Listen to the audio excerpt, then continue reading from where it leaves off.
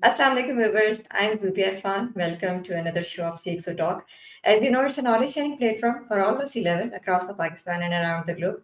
Every time we invite some interesting personalities in our show, today we are honored to have Dr. Ali Raza Nemati with us. Dr. Ali Raza Nemati is a dynamic professional with over 17 years of experience in both corporate and academic leadership.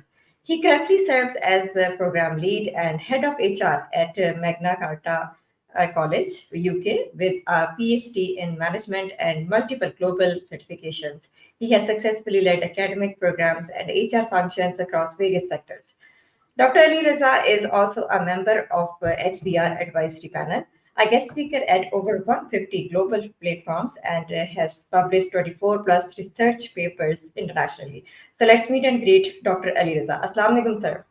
Walaikum assalam. How are you? I'm good. How are you?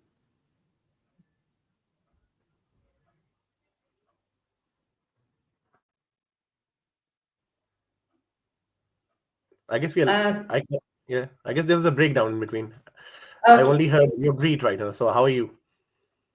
I'm good and welcome to this session. And thank you very much for spending some time from your busy schedule. Thank you so much. Pleasure to be a part of CxO. Right, I know this CxO from the last around 5 years, and they're doing a wonderful job. Great. So, Dr. Ali Raza, I would request to please give a brief introduction to our viewers about yourself. Well, my career spans in approximately 18 years, and I've started my career initially in banking, so for around 9-10 years in banking. Then, fortunately or unfortunately, had my PhD, so came to academia. So in a very early age, right? I've just stepped up the ladder for the leadership roles as a head of HR, and then later, right, I led this role in academia as well, right? I kept teaching across multiple universities and academic institutions, trainings across the globe. So I just call myself as a pracademic, right? The practical guy and academic guy. So it's more of a pracademic. It's a new buzzword, by the way, for the people who work in corporate nature. And had multiple certifications. I'm a certified trainer, certified life coach, certified learning and development professional, HR professional, and then I've been a part of many TV channels for being talking on leadership, talking on behavioral traits, talking on employee loyalty, benefits, and everything. So this has been my career throughout, and I've spoke to around, yes, you're right, 150 plus institutions across the globe as a public speaker and as a trainer, and doing that still, currently in UK. Great, great. So, what inspired you to blend both academia and corporate HR in your career? Well, that's a very, very important question. But normally, I love answering that. But being very precise, if I say that, I always hear that we don't have jobs in respective countries. But I always say that we do have jobs. We don't get the right person with the right skill set. Right? Imagine you have a license to drive a car, but you don't know how to drive. This is how it happens with the degrees. If you have got a degree, and your journey is nil in case you don't have the right skill set, right? So this is what I say, that you need to have the right skill set along with the degree, and this is what I really pushed me to be a part of the universities, to be teaching them. But again, being very candid, especially if I talk about in Pakistan, right, Higher Education Commission normally tells the university to involve those people from corporate as a visiting faculty to teach them, but somehow they give the current professors the visiting faculty courses to teach, right? So they do not really involve the people from the corporate sector. Normally doesn't happen, right? I'm not talking about all universities. Right. I guess there's again a disconnection. I know why. So Uh, and then we need to. So this what I thought, right? That I need to be a part of academia, where I can play a role for students, right, to learn the corporate side. And then I've tried to inbuild things in my in my lectures, in my trainings, so that they can get benefit of that. That's it. right, right. You have led both academic and HR functions. Which skills overlap in both areas? Well, a lot of, especially the leadership, and I guess communication is the key, right? I feel people lead people with fear, and I guess they should leave people with love. And if you lead people with love, they can go extra mile to work with you. And if you want them to go extra mile for you in an organization, you should let them be led by love. But I feel, right, the leadership, they feel like fear, right? Oh my God, the boss is here. Oh, the boss is here. We need to work. We cannot leave the office. I can give you an example, and the person who's listening to me may laugh on it. I was in a banking, and my one of the managers working for a respective region, he said to me, Dr. Ali, I would like to. I was not. He said, I would like to have an off today because the weather is fine. I said, do you mean it's not fine? I said, no. He said, no, the weather is fine. And I would like, it's raining today in Lahore. So I would like to spend the time with my kids and family. Can I be off? I said, sure, please.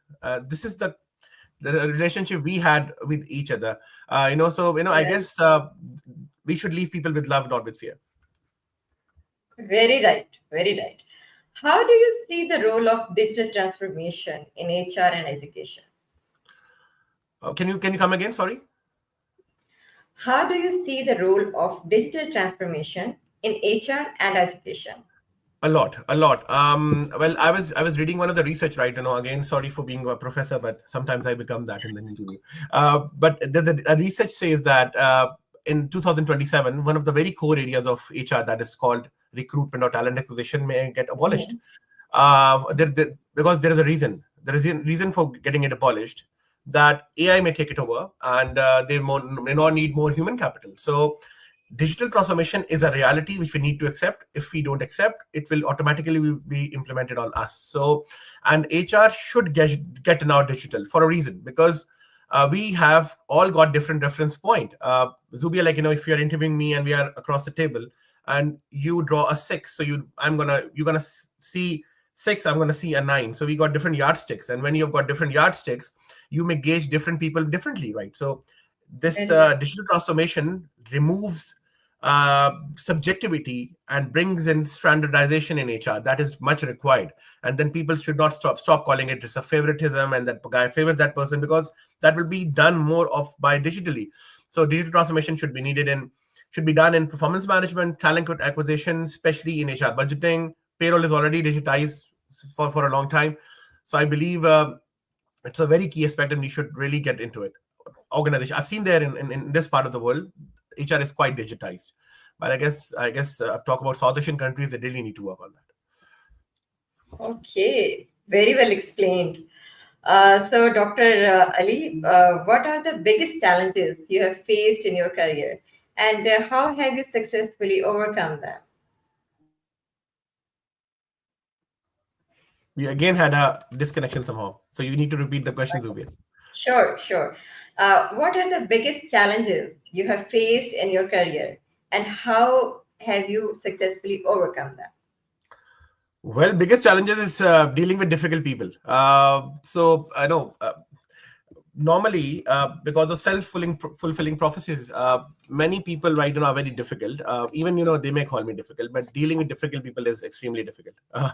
So I guess the only suggestion I can give to everybody, right, and that has really helped me, is to bring them to a common ground. And there's a thing that I normally teach, that is BETNA, best alternative to a negotiated agreement, and also ZOPA, zone of possible agreement. So basically, you don't need to really keep on discussing things with them.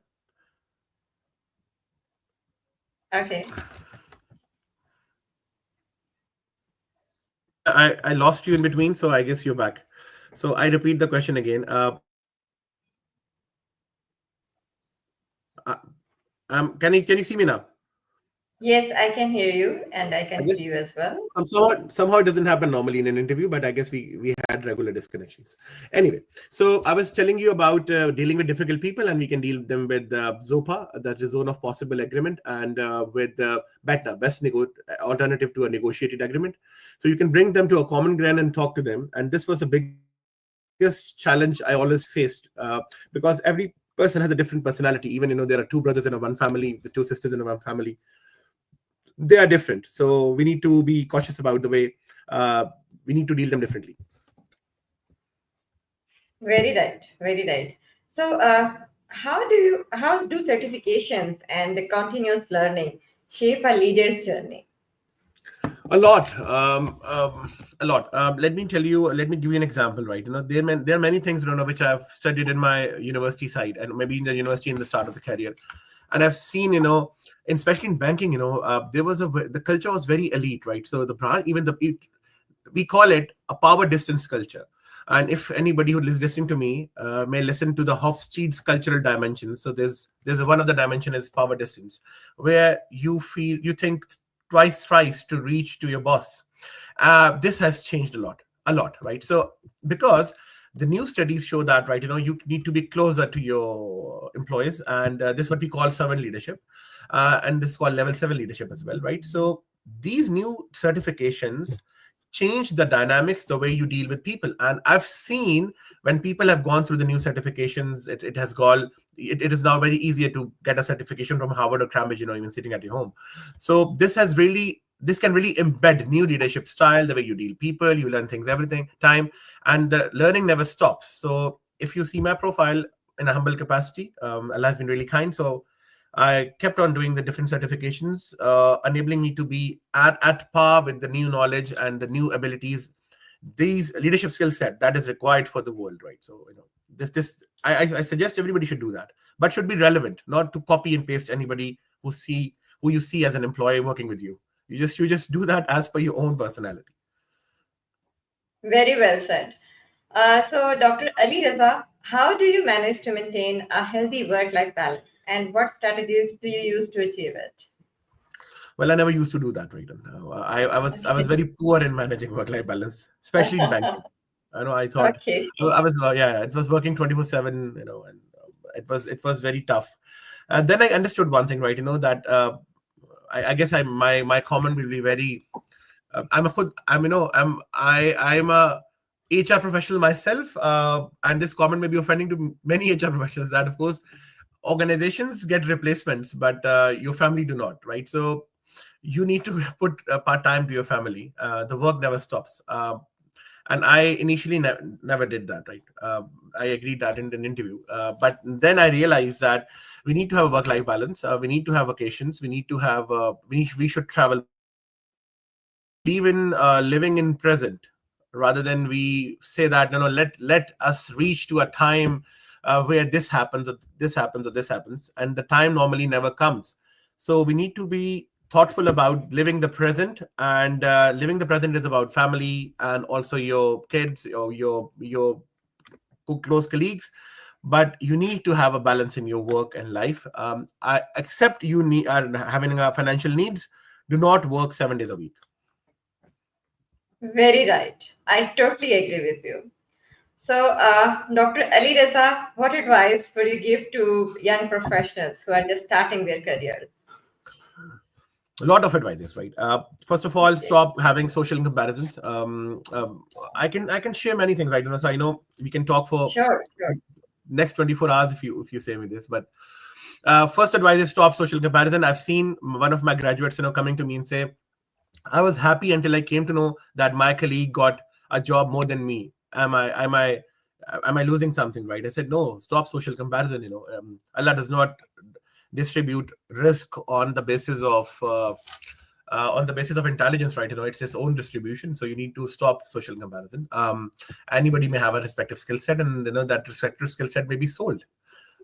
So second is start slow. Third is believe in climbing the stairs gradually. Fourth is Hmm.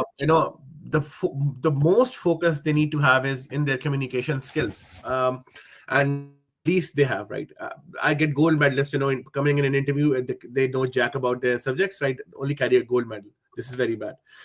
So nobody and fifth is nobody asks you about your grades or numbers, right? Nobody. I'm a gold medalist and never write that in my resume.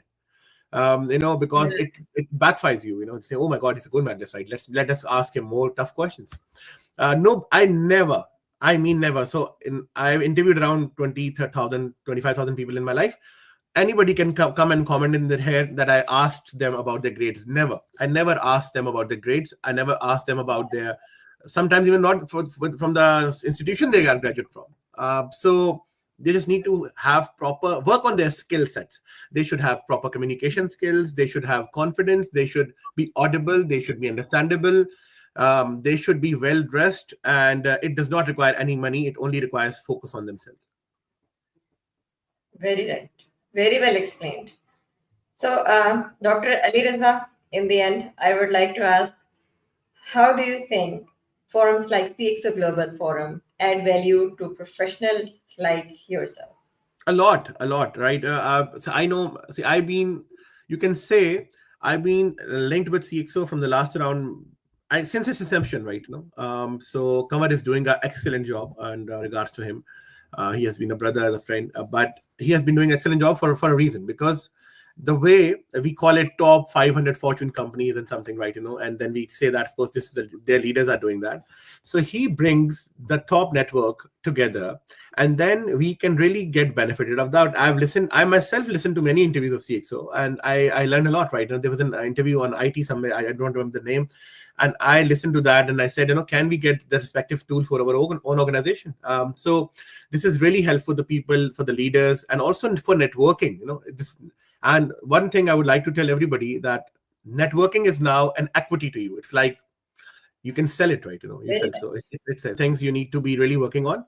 And CXO has done a marvelous job for getting these all together at one forum, digitally. So hats off to all of you. Right. Dr. Ali Raza Nemati, thank you so much. It has been a very insightful discussion with you. We wish you more and more success in your life. Thank you. Thank you so much, Zubia. Okay, so viewers, this is it for today. Inshallah, see you soon with some another amazing personality. Till then, take care. Allah Hafiz.